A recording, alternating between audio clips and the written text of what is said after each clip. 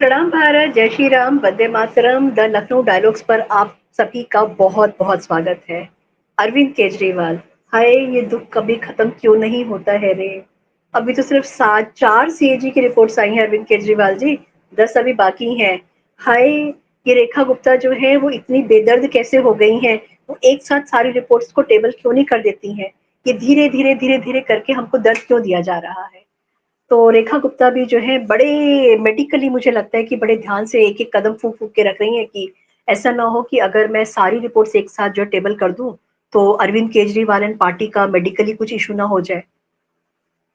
तो है, इश्यू तो हो ही जाएगा और अरविंद केजरीवाल के भी 2 चैप्टर्स और खुल गए हैं।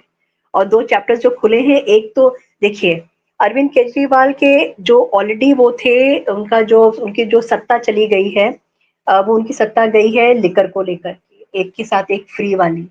तो जनता ने भी उनको बोला कि भई एक के साथ एक फ्री, हम तुम्हारे साथ में और भी लोगों को जेल में कर देते हैं, तो एक के साथ एक फ्री नहीं, बहुत सारे फ्री जो एक साथ तिहाड़ जेल का पहुँचने वाले हैं, वैसे भी पहुँच चुके थे वो लोग। तो लिकर स्कैम था इनका, जिसको लेकर के बहुत बवाल हुआ, सड़कों पर भी आकर के औरतों ने बड़ा हल्ला-गुल्ला मचाया और बहुत लोगों ने इस चीज़ को जो है पसंद नहीं किया था और इसके ऊपर अपनी आवाज़ को बुलंद किया था। फिर उसके बाद में इनका आया था डीटीसी वाला बस वाला जो घोटाला था, उसके बारे में पता लगा, फिर जल बोर्ड का घोटाला इनका पता लगा था, फिर शीश महल का जो फंदा है ना, वो तो इनके गले में ऐसा फांस आके गड़ी है कि ये उसको निकाल नहीं पाए और उनको एक ही रास्ता समझ में आया, भैया शीश महल छोड़ दो, बाहर निकलो, नहीं तो इलेक्शन हम ये हार जाएँगे। लेकिन जो जनता है, जनता बहुत समझदार है, और उनको ये समझ में आया कि भैया शीश महल जो है तुमने अपने लिए बनाए थे, जब कोविड में हम सब लोग मर रहे थे, हम सब लोग एक-एक साँस के लिए तड़प रहे थे, उस समय तुम्हारा शीश महल बन रहा था। तो ये चीज़ जो है ना, अरविंद केजरीवाल के बहुत अगेंस्ट में चली गई थी और उसकी वजह से उनका जो उनकी जो उन्होंने कहा था ना कि दिल्ली के राजा हमें जी, तो राजा को तो जनता ने रंक बना कर के गेट आउट करा दिया। अब वो पंजाब गए हैं, अब देखते हैं पंजाब में वो क्या कर पाते हैं।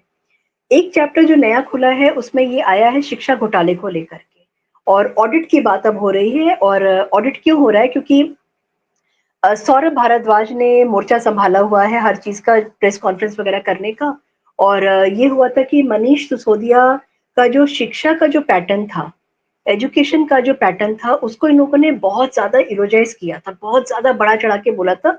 न्यूयॉर्क टाइम्स वगैरह में इनकी कतरनें वगैरह सब छपती रहती थी।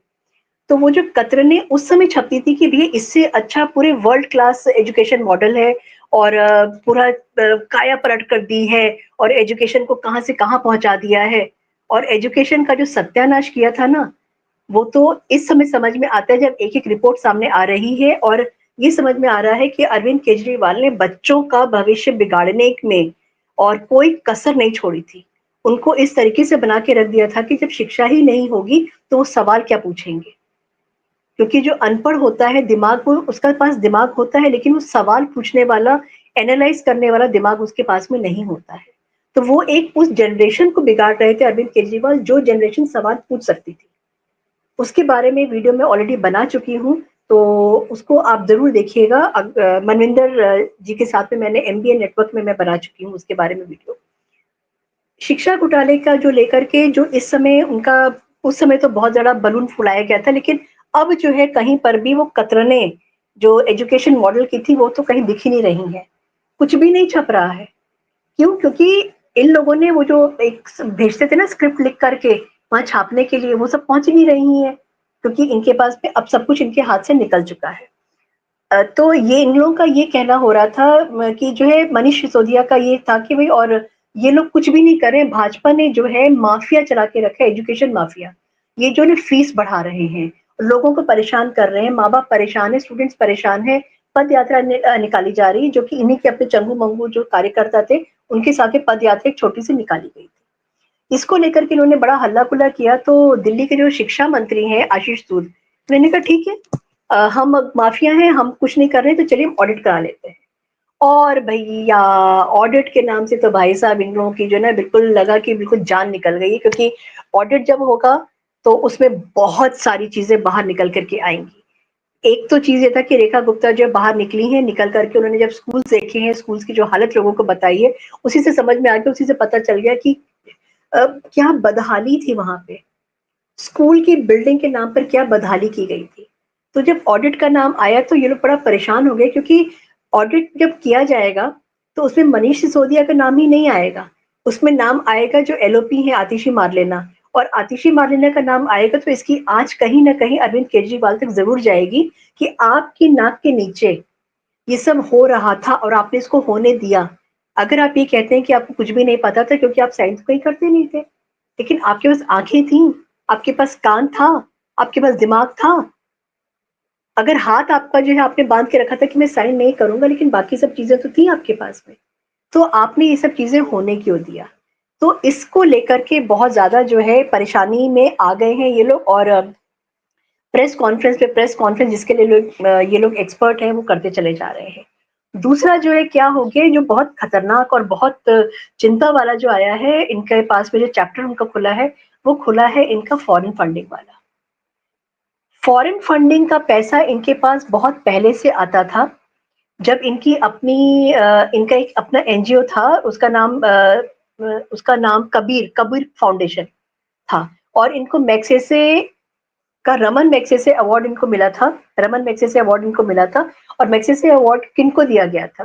वो अवार्ड जो मिला था वो सीआईए और अमेरिका का जो है ना साठ गांठ के साथ में इनको ये अवार्ड मिला था। और अ, इनका जो है उस समय इनकी जो साख है ना, इनको ये लग रहा है कि इनकी साख जो थोड़ी बहुत जो बची पड़ी हुई है, वो साख इनकी सारी की सारी जो है वो निकल जाएगी, खत्म हो जाएगी। तो इसको लेकर भी बहुत ज्यादा परेशान है, और ये जो ऑडिट हो रहा है उसमें तो इनका सारी पोल पट्टी इनकी खुलेगी। दूसरा जो फॉरेन फंडिंग की जो बात है उसके लिए ईडी ने एक बात को तो पूरा जो है एक अंडरलाइन किया था कि करप्शन हुआ है, और करप्शन जो हुआ है उसमें जो पैसा आया है फॉरेन फंडिंग का, उसका एक हिस्सा जो है वो पार्टी फंडिंग वाला भी था, उसको पार्टी को भी पैसा वो मिला था।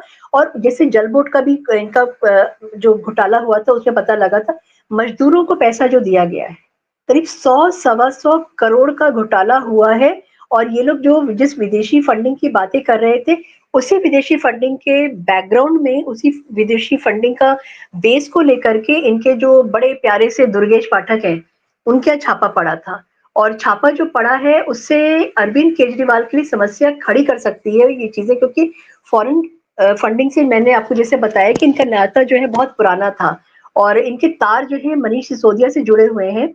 और एक्टिविज्म के नाम पर देखिए, जब ये जेल में गए थे अरविंद केजरीवाल, तो उस समय जब गए थे तो हेमंत सोरेन भी जेल में गए थे उसी सेम टाइम पे, लेकिन हेमंत सोरेन के लिए कभी कोई आवाज जो है वो उठी नहीं थी। मैं बाहर की बात नहीं कर रही, मैं भारत की बात कर रही हूँ। भारत में उनकी पार्टी के अलावा और शायद इंडिया अलायंस के एक आध चंगू मंगू के अलावा जो है कहीं से कोई आवाज उठी नहीं थी। लेकिन अरविंद केजरीवाल के जाते ही, जेल में जाते ही अमेरिका तक जो है हिल गया था। अमेरिका में भी गूंज उठी थी कि वहां पे अरविंद केजरीवाल जो है उनको विपक्ष जो है जो गवर्नमेंट है वो विपक्ष के साथ में बहुत ज्यादा पार्शियलिटी कर रही, परेशान कर रही है। कौन है अरविंद केजरीवाल? एक छोटे से जिसको एक शहर के सीएम, जो एक मेयर से भी जिसका पावर जिसके पास में कम है, वहां के उनके लिए इतनी सारी आवाज, इतनी सारी जो हलचल कैसे हो गई थी? और ये जो आवाज उठी थी अमेरिका तक, ये कोई साधारण घटना नहीं थी, ये कोई छोटी मोटी घटना नहीं है। मतलब ये एंटी इंडिया एक्टिविटीज में ये चीज आती है। आखिर अमेरिका को इतना दर्द क्यों हुआ था? ओवरसीज इंडिया का जो नेटवर्क था, वहां से इनके पास में फंडिंग आ रही थी, और उसके जरिए 2015 में, आपको याद होगा जब ये इन्होंने कहा था कि हम क्राउड फंडिंग कर रहे हैं, 2015 का जब इलेक्शन हुआ था इन्होंने कहा था हम क्राउड फंडिंग कर रहे हैं। क्राउड फंडिंग यहाँ से हुई है, क्राउड फंडिंग ऐसे हुई है, लाखों लाखों करोड़ डॉलर्स में इनके पास में पैसा आया है। और हलचल तो जो मची है वो डेफिनेटली इसलिए मची है क्योंकि दुर्गेश पाठक पकड़ में आ गए हैं उनके घर में। और दुर्गेश पाठक के घर में रेड पड़ते ही इनका शुरू हो गया। गुजरात में इलेक्शन होने वाले हैं। अरे भाई साहब, गुजरात में इलेक्शन जो है 27 में होने वाले हैं, अभी तो 25 भी आधा खत्म नहीं हुआ है, 26 पूरा पड़ा हुआ है, 27 की बात कर रहे हैं। और ये कहते हैं कि हम जो डर गए हैं क्योंकि हम गुजरात में जो है इनके इनके इनको एक बहुत बड़ा टक्कर हम देने जा रहे हैं। गुजरात बात की बात है, इस समय कुछ भी कह लें, कुछ भी कर लें, जनता अब जग चुकी है और जनता को समझ में आ गया है कि इनका जो एक एक जो पन्ने इनके जो पलटे जा रहे हैं ना, वो पन्ने बहुत गंदे हैं, फंगस वाले हैं, सड़े हुए पन्ने हैं, और जो इनको वही वाले पन्ने, उसकी जो बदबू है उससे इनको हैरान कर रही है, इनको परेशान कर रही है। और अरविंद केजरीवाल के दिन मुझे लगता है कि बहुत जल्दी एक के साथ एक फ्री नहीं, एक के साथ कई फ्री इनके साथ में तिहाड़ जेल जाने वाले हैं, क्योंकि इस समय रेखा गुप्ता जो है वो पूरा कमर कस चुकी हैं, और उनका बिल्कुल एकदम ये हो गया कि अब मेरे को इनको ऑन द टेबल ही लाके खड़ा कर देना है, ऑन द टेबल आके इनको खड़ा करके दिखा देना है दुनिया को कि ही इज अरविंद केजरीवाल, जो अपने आप को कट्टर ईमानदार कहते थे, और एग्जैक्टली ये है कट्टर बेईमान। चैनल को लाइक करिएगा, सब्सक्राइब करिएगा, शेयर जरूर करिएगा और कमेंट जरूर करिएगा। Thank you so much. जय हिंद, जय भारत, भारत माता की जय।